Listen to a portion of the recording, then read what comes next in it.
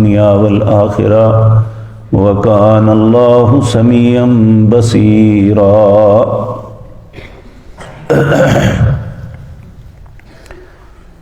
حضرات محترم، اس ساری صورت کے اندر بہت سے حقوق اور فرائض کا تذکرہ ہوا ہے کہ اللہ رب العزت ہر انسان کو اس بات کا حکم دیتے ہیں کہ جو اس کا حق ہے وہ اپنے پاس رکھے، جو دوسرے کا حق ہے اس کی طرف نہ دیکھے، اور خصوصاً اس صورت کے اندر عورتوں، یتیم بچوں اور وہ عورتیں جن کے والدین فوت ہو گئے، ان کا کوئی سر پہ سرپرست نہیں ہوتا، ان کے متعلق تاکیداً حکم دیا گیا۔ سورت کے آغاز میں بھی اور اب سے پچھلے سبق کے اندر بھی ہم نے یہی بات پڑھی، لیکن انسان جو ہے فطرتاً لالچی ہے۔ جب مال کا معاملہ آتا ہے، مفادات کا معاملہ آتا ہے، پھر یہ نہ حلال دیکھتا ہے نہ حرام، نہ یہ دیکھتا ہے کہ کسی پہ ظلم ہو رہا ہے، کسی کا حق مر رہا ہے، یہ کہتا ہے بس مجھے ملنا چاہیے۔ حالانکہ ایک مسلمان کا کم از کم یہ عقیدہ ضرور ہونا چاہیے کہ میرے رزق کا معاملہ اللہ کے ہاتھ میں ہے۔ ہم بے شمار لوگوں کو دیکھتے ہیں جو ساری زندگی چوریاں کرتے ہیں، ڈکیتیاں کرتے ہیں، لوگوں سے ساتھ دھوکہ کرتے ہیں، لیکن اس کے باوجود ان کی زندگی میں کبھی خوشحالی نہیں آئی۔ آپ اسی کے چہرے پہ خوشحالی دیکھیں گے جو اللہ کی عطا پہ خوش ہو جاتا ہے، اس کے پاس تھوڑا ہو یا زیادہ، ہر حالت میں وہ ایک پرسکون زندگی بسر کرتا ہے۔ کبھی کسی دھوکے باز کو آپ نے مطمئن زندگی گزارتے ہوئے نہیں دیکھا ہوگا۔ تو اللہ رب العزت ان آیات میں جو آپ کے سامنے آج تلاوت کی ہے، 3 مرتبہ یہ بات گنواتا ہے کہ زمین و آسمان کی ہر چیز اللہ کی ہے۔ تو جب کوئی انسان دوسرے کا حق مارتا ہے نا، حقیقتاً وہ اللہ کے حق پہ ڈاکہ ڈال رہا ہے کہ اللہ نے کسی کو عطا کیا ہے، میں اس سے چھین لوں تو یہ میں کس کو دکھ دے رہا ہوں؟ جہاں جس کو میں نے دکھ دیا، جس کا میں نے حق مارا، جس کے ساتھ زیادتی کی، اسے تو اللہ نے دیا ہوا تھا۔ تو اللہ رب العزت فرماتے ہیں وَلِلَّهِ مَا فِي السَّمَاوَاتِ وَمَا فِي الْأَرْضِ، جو کچھ آسمانوں میں ہے اور جو کچھ زمین میں ہے یہ اللہ کا ہے۔ پھر اللہ فرماتے ہیں وَلَقَدْ وَصَّيْنَا الَّذِينَ أُوتُوا الْكِتَابَ مِنْ قَبْلِكُمْ، اللہ فرماتے ہیں ہم نے وصیت کی ان لوگوں کو جنہیں کتاب تم سے پہلے دی گئی، وَإِيَّاكُمْ، اور تمہیں بھی، یعنی امت محمد الرسول اللہ صلی اللہ علیہ وسلم کو بھی یہ وصیت کی گئی، ان اتقوا اللہ، اللہ سے ڈرنا۔ کوئی بھی عمل کرنے سے پہلے یہ سوچ لینا کہ اللہ کے سامنے جواب دینا پڑے۔ وَإِن تَكْفُرُوا، اگر اس بات کے انکار کرو گے، کفر کرو گے،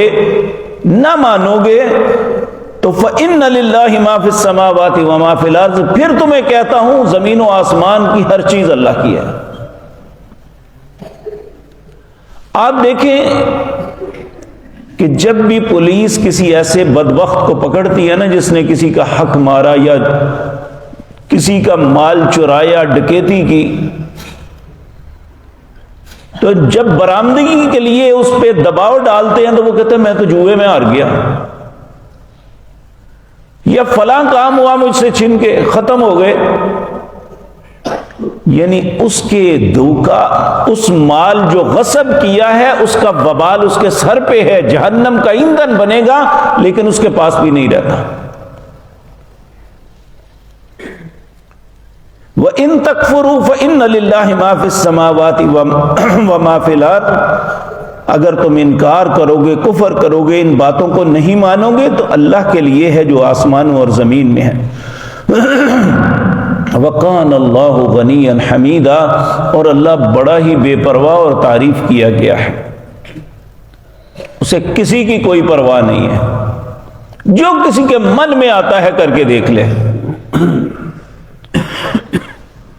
وَلِلَّهِ مَا فِي السَّمَاوَاتِ، تیسری دفعہ پھر اللہ یہی بات کہتے ہیں، یعنی ان دو آیات میں تیسری مرتبہ یہ کہتے ہیں وَلِلَّهِ مَا فِي السَّمَاوَاتِ وَمَا فِي الْأَرْضِ،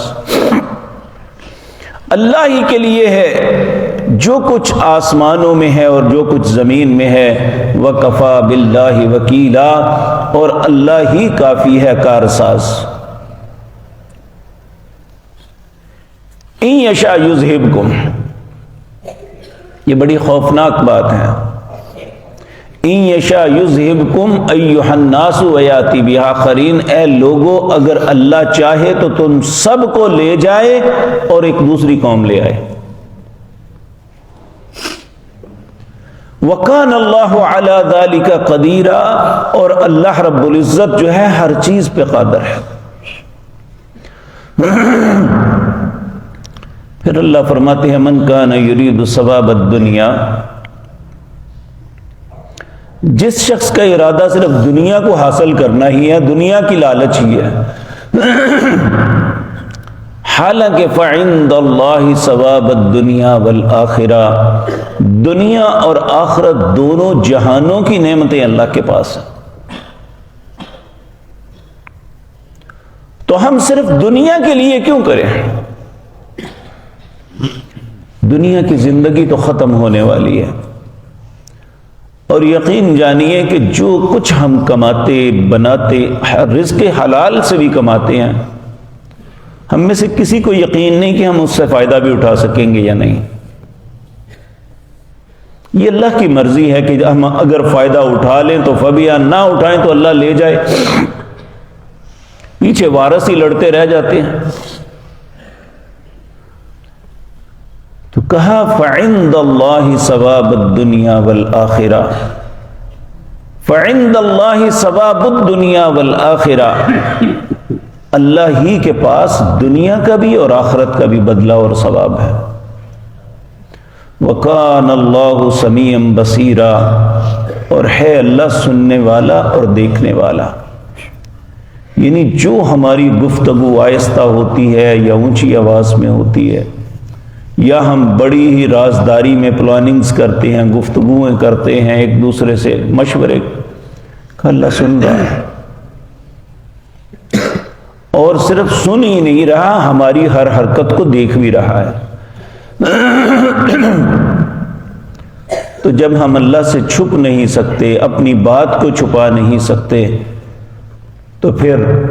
ہمارے لیے یہ ضروری ہے کہ ان اتقوا اللہ، اللہ سے ڈرتے ہوئے اپنے معاملات کو انجام دیں۔ یہی بات ہماری دنیا اور آخرت کی بقا اور اس کی بہتری کے لیے ہے۔ اللہ یہ بات مجھے اور آپ کو سمجھنے کی توفیق عطا فرمائے۔ اقول قولی ھذا واستغفر اللہ لی۔